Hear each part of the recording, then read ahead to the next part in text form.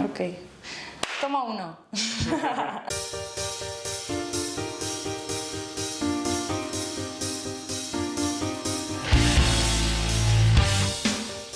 My name is Cristina Madrona. I have a degree in physics and I work in the field of materials science at IMDEA Materials Institute and specializing in doping carbon nanotube fibers.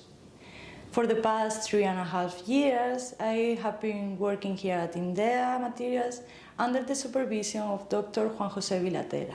In collaboration with KIST, a South Korean research center, we have been able to create carbon nanotube fibers with unprecedented mechanical and electrical properties.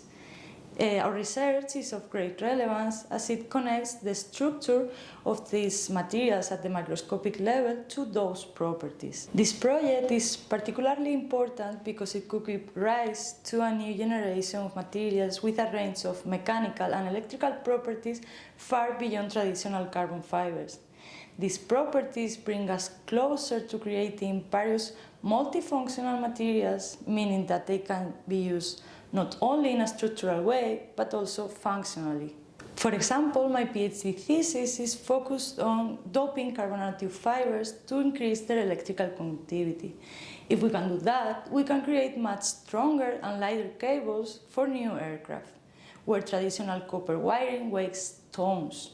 This will then lead to lighter weight vehicles in general, which require less fuel and thus generate fewer carbon emissions.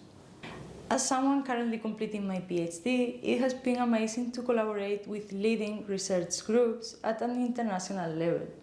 The most complicated or perhaps more stressful part of the project has been the fact that analysis of the samples was carried out using a technique that we only have access to twice a year. This is because it's done in a synchrotron, similar to the CERN particle accelerator in Switzerland.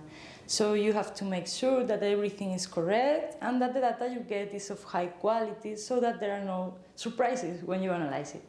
Fortunately, we will soon have similar lab-scale equipment here at IMDEA Materials, which is a major breakthrough because it will allow more regular in situ studies, which are important for observing structural variations like increasing alignment upon fiber stretching, and to thus understand the enhancement of mechanical and electrical properties related to these and other mechanisms.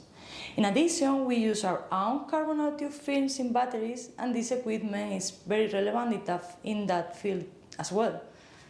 For me, IMDEA Materials' importance as a scientific institution is in which it collaborates with both the public and private sectors.